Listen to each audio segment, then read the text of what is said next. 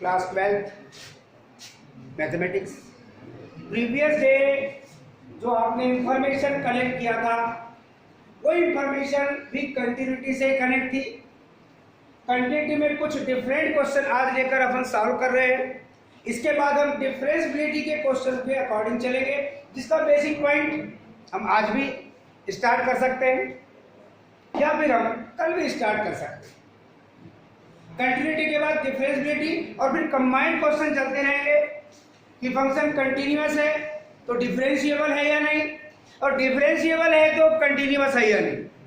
ये सारी कंडीशन को लेकर के आप चलेंगे, क्योंकि यहाँ पर जैसे आप left hand limit right hand limit find कर रहे हैं, वैसे ही डेरिवेटिव में आप left hand derivative and right hand derivative को फाइंड करेंगे।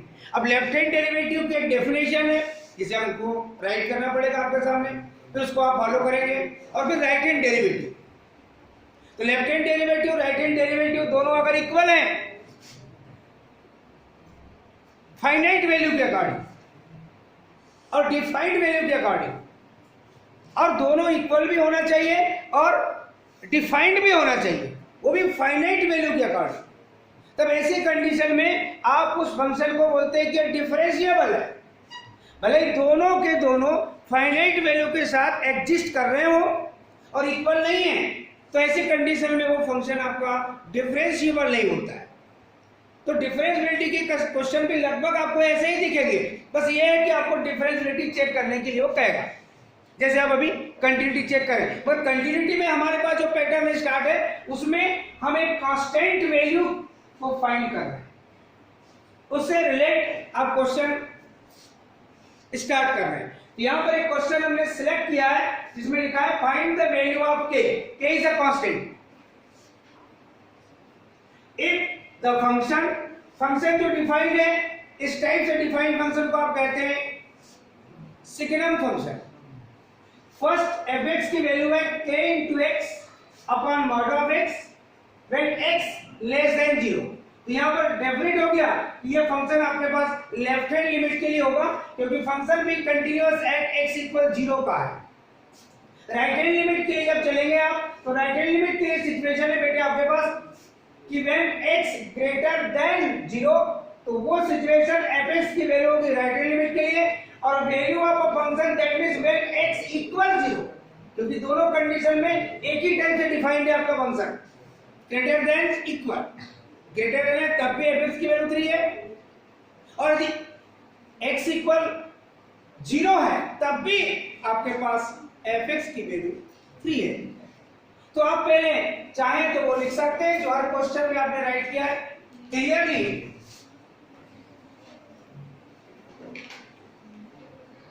When x equal 0, then fx equal 3, ये लिखा है इक्वल 0। इसकी मीनिंग होती है बेटे f0 की value in place of x we put 0, that means यहाँ जो कांस्टेंट टर्म है ये आपके पास 3 फाइंड हो गई, इसे आपने रिजल्ट नंबर फर्स्ट कह दिया। अब आप चलते हैं, या तो पहले आप लेफ्ट हैंड लिमिट फाइंड कर लीजिए या तो आप पहले राइट हैंड लिमिट फाइंड कर लीजिए, उससे आपको कोई फर्क नहीं पड़ता। चाहे तो आप पहले राइट हैंड लिमिट भी फाइंड कर सकते हैं। Definitely left hand limit find कर रहे हैं तो लेफ्ट हैंड लिमिट के लिए जो फंक्शन है limit x tends to 0 negative, ऐसा आप पढ़ते हैं। fx की वैल्यू x लेस देन 0 के अकॉर्डिंग जो है उसे आप राइट करेंगे k into x upon mod of x। अभी एक सब्स्टिट्यूशन करना पड़ता है आपको, और वो सब्स्टिट्यूशन आपको पता है इन प्लेस ऑफ x में पुट जिस पर वैल्यू टेंड कर रही है उसमें पॉजिटिव स्मॉलेस्ट क्वांटिटी h आप सब्सट्रैक्ट करते हैं। क्लियर? और इस कंडीशन में देखते हैं कि when x tends to 0, then h tends to 0, that means यहां राइट करेंगे आप लिमिट h tends to 0। कुछ गड़बड़ है बेटा? नहीं, आप लोग मुस्कुरा रहे थे तो मेरे को ऐसा लगा कि मैं कहीं कोई मिस्टेक तो नहीं करने बैठ रहा हूँ, मुझे बड़ा डर लगने लगता है। हालांकि आप कोई और वजह से मुस्कुरा रहे होंगे, मुझे नहीं पता। ये mod of in case of x we put 0 minus h। अब इसको जब कैलकुलेट करेंगे बेटे आप, limit x tends to 0 negative fx, right hand side में देखेंगे आप और कैलकुलेट करेंगे इसे आप, limit x tends to 0 minus h, that means minus h, k भी द कांस्टेंट। आप चाहें तो उस कांस्टेंट टर्म को लिमिट से रिमूव कर सकते हैं और लिख सकते हैं आप, चाहो तो माइनस के और यहां h रहने दीजिए, इसे आपने माइनस के राइट कर दिया है। जो कांस्टेंट टर्म आप देख रहे हैं वो आपको माइनस के एच मिलेगी। Minus k is the constant, remove the limit, upon में देखेंगे आप mod of 0 minus h, that means minus h. Calculate करेंगे बेटे, minus k as it is, limit x tends to 0 h। और आपको पता है मॉडुलस फंक्शन के अकॉर्डिंग आपके पास जो इंफॉर्मेशन है, किसी भी क्वांटिटी की मॉडुलस वैल्यू की मीनिंग होती है पॉजिटिव वैल्यू। तो मॉड ऑफ माइनस h की वैल्यू आपको पॉजिटिव सेंस में मिलेगी आपको h, और h बाई h की क्या मीनिंग होगी बेटे? हाँ, क्या मीनिंग होगी बेटे? 1। और ये कांस्टेंट फंक्शन आपके पास मिल गया है। कांस्टेंट फंक्शन के अकॉर्डिंग जब आप इस लिमिट के फार्मूले को अप्लाई करेंगे, limit x tends to ac where c is a constant which is equal c, जो भी कांस्टेंट वैल्यू होती है उसकी लिमिट भी वही होती है। यहाँ constant value in place of c here 1, that means इसकी वैल्यू मिल जाएगी आपको 1 और डेफिनेटली ये मिल जाएगा आपको माइनस के, और ये है आपके पास लेफ्ट हैंड लिमिट की वैल्यू, और इसे रिजल्ट नंबर कह दिया आपने सेकंड। अब आप फाइंड करने के लिए चलेंगे बेटे राइट हैंड लिमिट के लिए, limit of x tends to 0 positive fx। Definitely आप fx की वैल्यू उस कंडीशन में यहां राइट करेंगे बेटे when x greater than 0, fx equal 3, और 3 ये कांस्टेंट है, मगर आप यह छोड़ नहीं सकते, आपको सब्स्टिट्यूशन की उस पूरी सिचुएशन को अप्लाई करते हुए चलना पड़ेगा।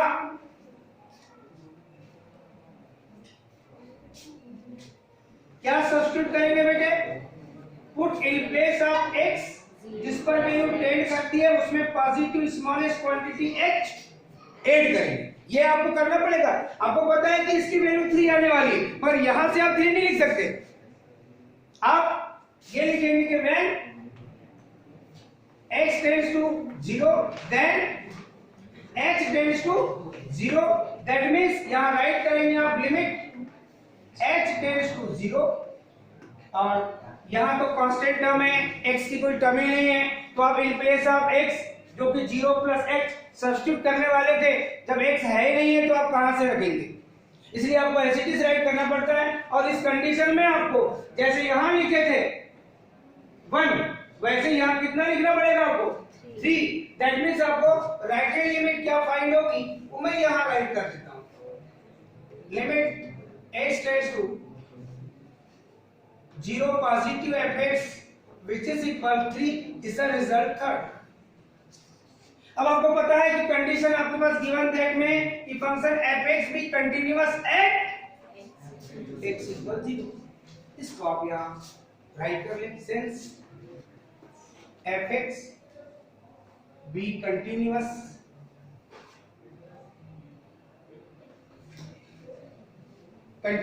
at x equal 0, जिसकी मीनिंग क्या होगी? फंक्शन की लेफ्ट हैंड लिमिट इक्वल उस फंक्शन की राइट हैंड लिमिट, और वैल्यू ऑफ अ फंक्शन ये सब इक्वल है।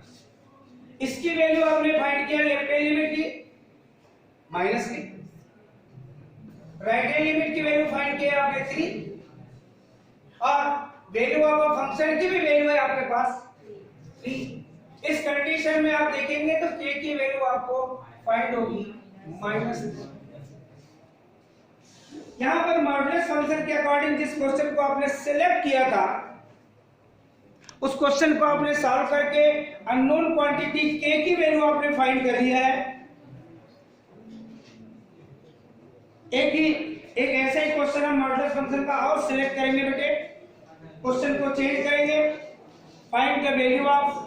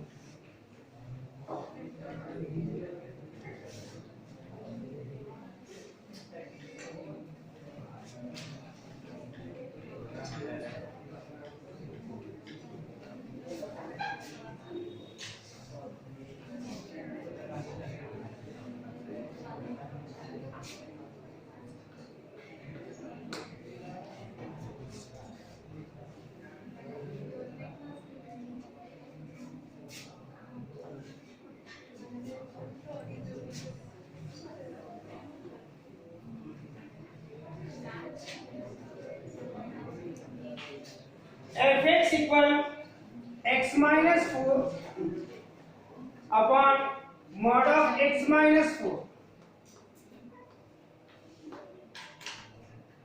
plus a if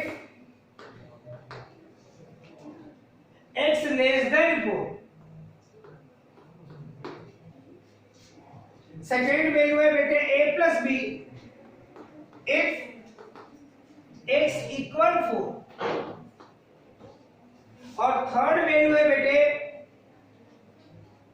x minus 4 upon mod of x minus 4 plus b if x greater than 4 is continuous at x equal 4। ये question है आपके पास और आपको कंटिन्यूटी के एप्लीकेशन के अकॉर्डिंग अननोन क्वांटिटी a और b की वैल्यू फाइंड करनी।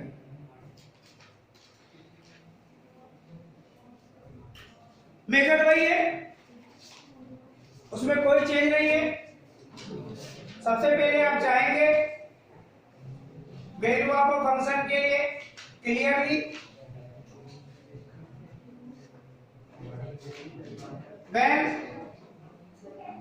x equal 4 then f(x) equal a plus b। ये लिखा है आपके पास। इसकी मीनिंग क्या होगी? f4 की वैल्यू जो है वो आपके पास a plus b है और इसे आप रिजल्ट नंबर 1 कहेंगे। अब आप लेफ्ट हैंड लिमिट फाइंड करने की कोशिश करेंगे। Left hand limit x tends to 0 negative x less than 4 के अकॉर्डिंग जो f(x) की वैल्यू है x minus 4 upon mod of x minus 4 plus एक कांस्टेंट वैल्यू a जिसकी आपके पास 18 है। ये पूरा फंक्शन लेफ्ट हैंड लिमिट के लिए आपने सेलेक्ट किया है। अब ऐसी कंडीशन में जो सब्स्टिट्यूशन करेंगे आप in place of x tends to जो 0 लिखे हैं ये आपने मिस्टेक किया है, जिस पर चेक करना है वो है 4, इसलिए 4 नेगेटिव 4 पॉजिटिव, क्योंकि function B continuous at x equal 4, यानी x इक्वल 4 पर आपको कंटिन्यूटी चेक करनी है। पुट x इक्वल, जिस पर वैल्यू टेंड कर रही है उसमें से एक स्मॉलेस्ट पॉजिटिव क्वांटिटी आप सब्सट्रैक्ट करेंगे। When x tends to 4, then h tends to 0। जब इन प्लेस आप x 4 पुट करेंगे और कैलकुलेशन करेंगे तो आपको h की वैल्यू 0 मिलेगी। दैट मींस h 0 पर टेंड करेगा। Limit h tends to 0। In place of x we put 4 minus h minus 4 upon mod of 4 minus h minus 4 और प्लस एक कांस्टेंट टर्म स्मॉल a की adding. In place of x जो substitution किया हो इसको calculate करेंगे आप, और कैलकुलेशन के बाद जो सिचुएशन आपको फाइंड होगा बेटे उसे आप देखिए। लिमिट h टेंड्स टू 0, ये मिलेगा बेटे माइनस h, और अपॉन में भी होगा मॉड ऑफ माइनस h और प्लस कांस्टेंट a की एडिंग है। Limit h tends to 4 negative fx, that means left hand limit. Limit h tends to limit h tends to 0 minus h, mod of minus h की value h, और ये मिलेगा बेटे आपको plus a। Calculation के बाद अगर आप देखेंगे लिमिट h टेंड्स टू 0, ये कैंसिल, ये मिलेगा -1 प्लस a। अब h का कोई फैक्टर ही नहीं है तो इसे आप a-1 राइट कर सकते हैं। और ये आपने इस फंक्शन की लेफ्ट हैंड लिमिट फाइंड कर चुके हैं, जिसे आप रिजल्ट नंबर 2 कह रहे हैं।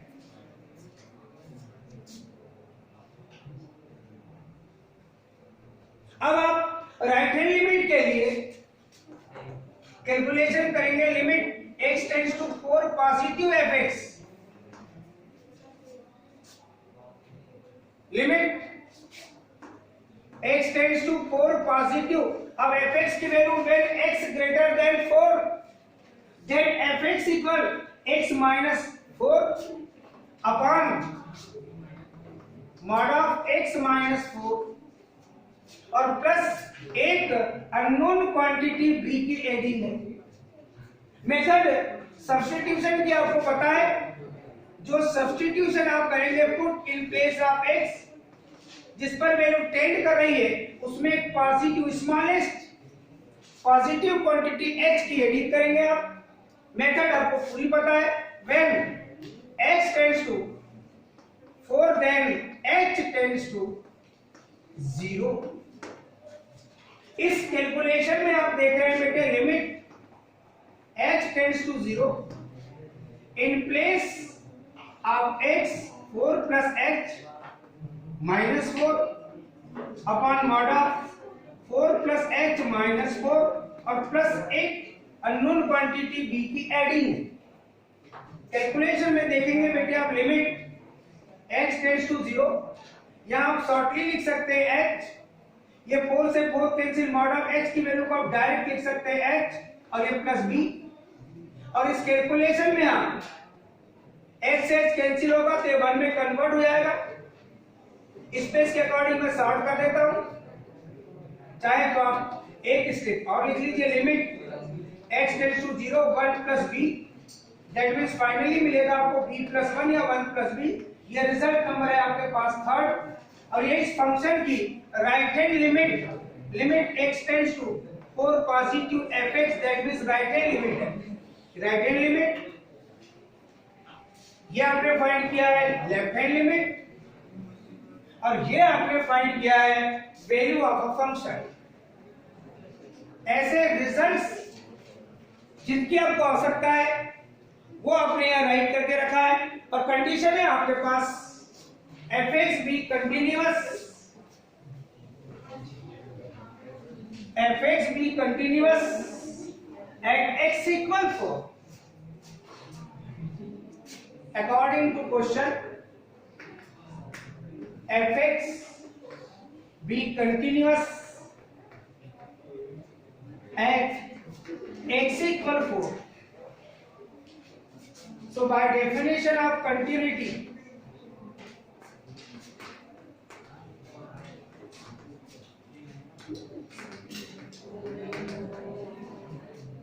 limit x tends to 4 negative fx which is equal limit x tends to 4 positive fx which is equal f4. ये कंटिन्यूटी की डेफिनेशन कहलाती है x इक्वल 4 के बाद। इस वैल्यू को देखेंगे बेटे आप, जो कि लेफ्ट हैंड लिमिट की वैल्यू है, ये आपके पास a minus 1, right hand limit की वैल्यू है बेटे b प्लस 1 और f4 की वैल्यू है बेटे a प्लस b।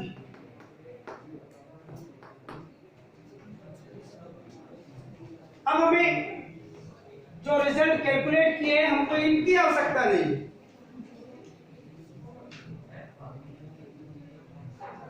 अब आपको a और b की वैल्यू फाइंड करने के लिए क्या कंडीशन लेनी पड़ेगी वो आप देख सकते हैं। फर्स्ट और लास्ट को अगर आप इक्वल रखते हैं, a minus 1 equal a plus b,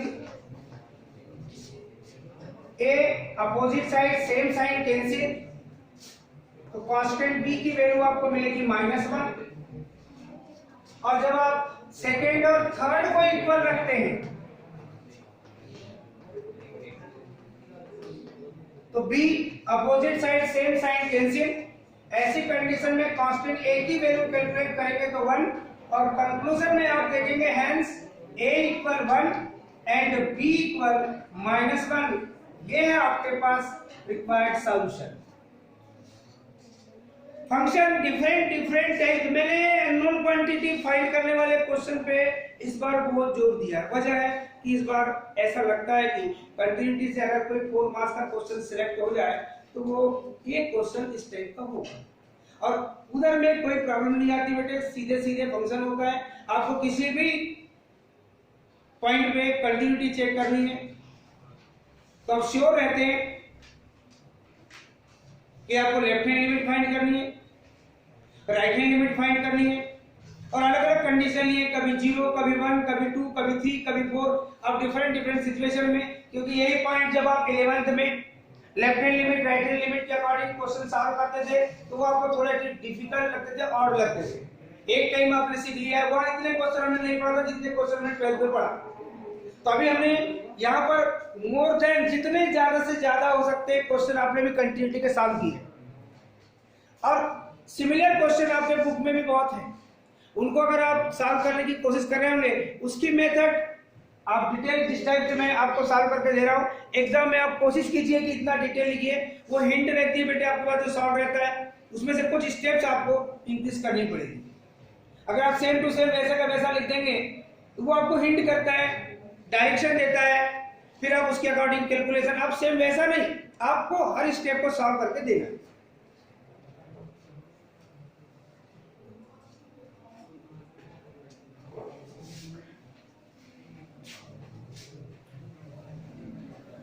इतने क्वेश्चन सॉल्व करने के बाद भी आप ये नहीं कह सकते कि हम जो क्वेश्चन सॉल्व करेंगे वो परफेक्ट ही होगा और बिल्कुल सही होगा, ये आवश्यक नहीं। आप कोई ना कोई ऐसी मिस्टेक करते हैं जो माइनर मिस्टेक होती है और ज्यादातर मैंने देखा हूं जो ज्यादा ब्रिलियंट होता है ना वही मिस्टेक करता है। सेक्शन बी वाले मिस्टेक नहीं करेंगे ये डन है, मगर सेक्शन ए वाले मिस्टेक करेंगे ये कंफर्मेशन में। इसलिए आप लोग तो बहुत ज्यादा सावधानी से ऐसे क्वेश्चन सॉल्व कीजिए।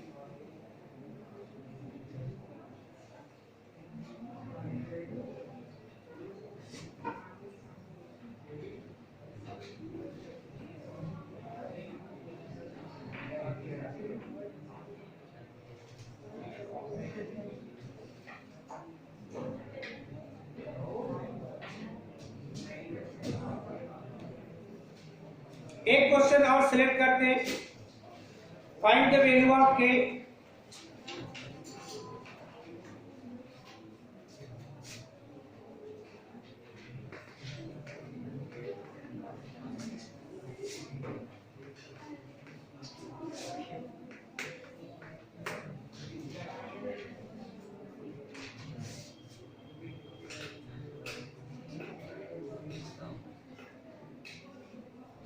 If the function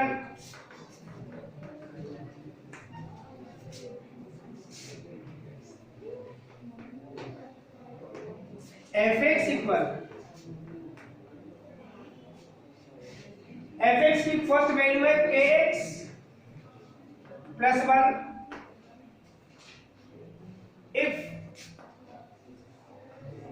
x less than pi, वो भी लेस देन इक्वल ऐसा साथ में दिया है।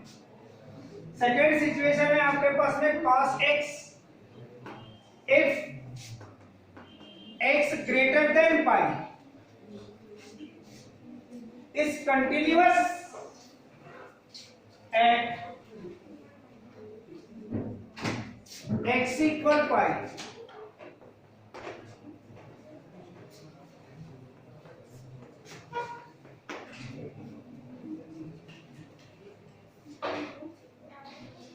आप लोग सॉल्व करना स्टार्ट कर दीजिए, मैं भी सॉल्व करना स्टार्ट कर देता हूं। Clearly when x equal pi then fx equal k into x plus 1, so in place of x we put pi, that means f pi, in place of x we put pi, that means k into pi plus 1, ये है value of function. अब आप इस function की left hand limit calculate करेंगे, limit x tends to pi negative fx, जिस पर आपको कंटिन्यूअस दिया है वो वैल्यू है पाई,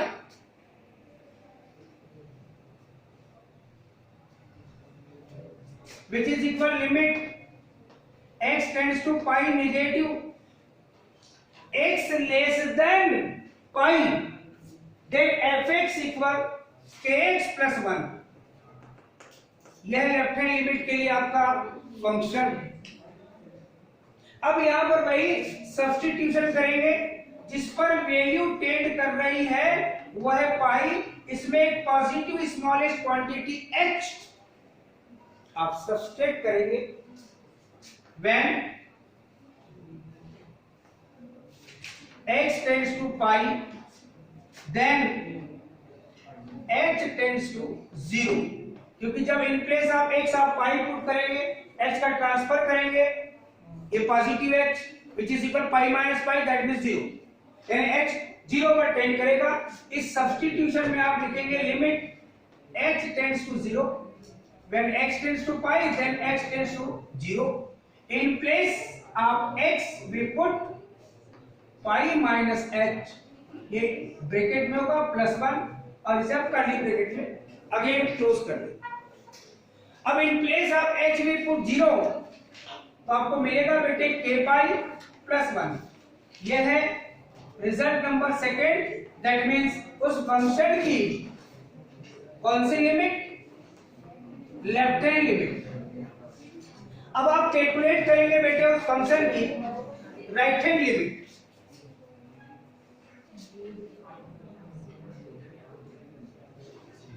limit x tends to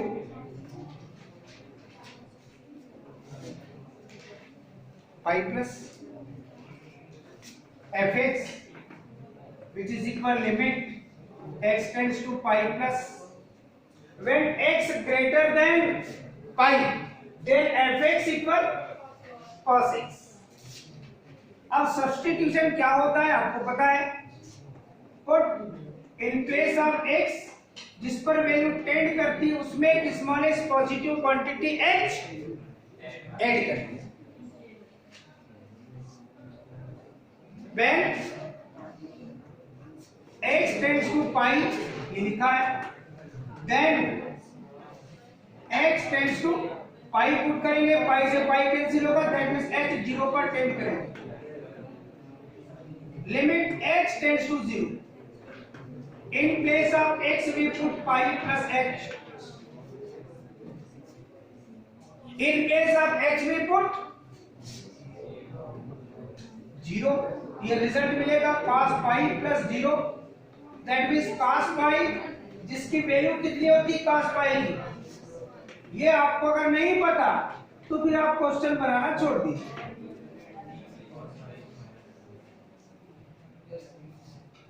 %90 student फिर भी कैलकुलेशन एग्जाम में करते हैं और कोई और भी वैल्यू लिख देते हैं। साइन पाई की वैल्यू 0 होती है तो उनके दिमाग में कौन सा फिगर बनता है पता नहीं, cos पाई की वैल्यू भी 0 रख देते हैं। अब क्या करें, सब कुछ सही चल रहा था, सब बेकार है।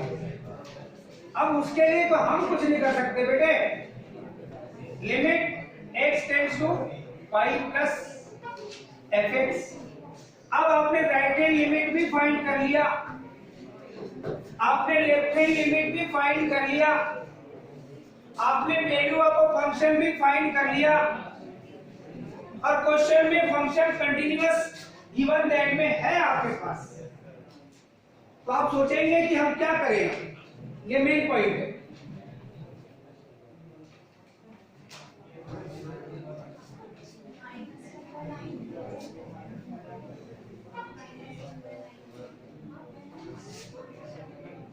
According to question,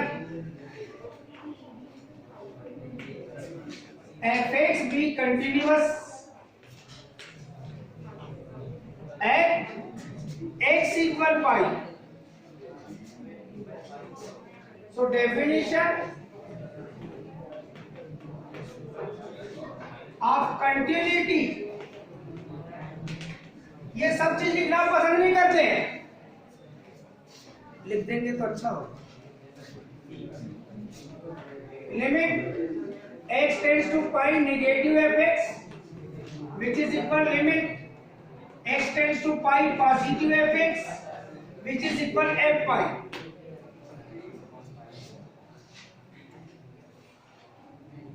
आप जब नहीं लिखना पसंद करते तो मत लिखिए, कोई आवश्यक नहीं। by 1, 2 and 3 left hand limit k pi plus 1, right hand limit -1, और value of function k pi plus 1, reason by 1, 2 and ये 3।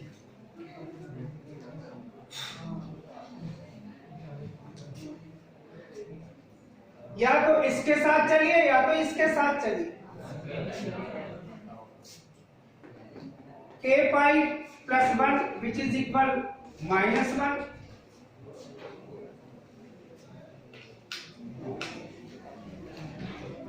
k pi which is equal -1 transfer कर दिया, k pi which is equal -2, unknown quantity k की value -2 upon pi. अब ये पाई की value रखना चाहे तो 22/7 रख सकते हैं, नहीं रखना चाहे तो रख सकते हैं, अगर हम पाई के अकॉर्डिंग आंसर शीट में दे दें तो क्या दिक्कत है।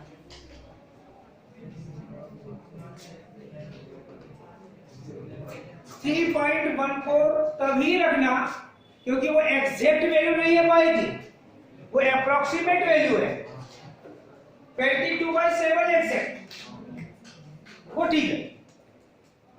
कभी कभी ऑब्जेक्टिव क्वेश्चन होता है और पाई के टर्म में आंसर नहीं होता है, तो यहाँ 22/7 जब लिखेंगे आप वो भी दिखा देते हैं आपको, -2 upon 22/7 that means -2 into 7/22 that means -7 upon.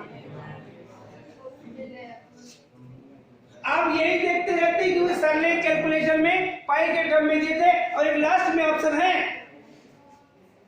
None of this हम वही सिलेक्ट करेंगे, क्योंकि हमको -7/11 तो दिख रहा है, मगर हमको देखेंगे नहीं, क्योंकि हमको तो पाई में ही देखना है। ऐसा मेरे साथ होता है, आपके साथ नहीं होता होगा, अच्छी बात है। तो 1 by 1 आपने आज फिर से कुछ क्वेश्चन ऐसे सिलेक्ट किए जो unknown quantity that means constant value आप फाइंड करने के लिए चल रहे थे। थैंक्स।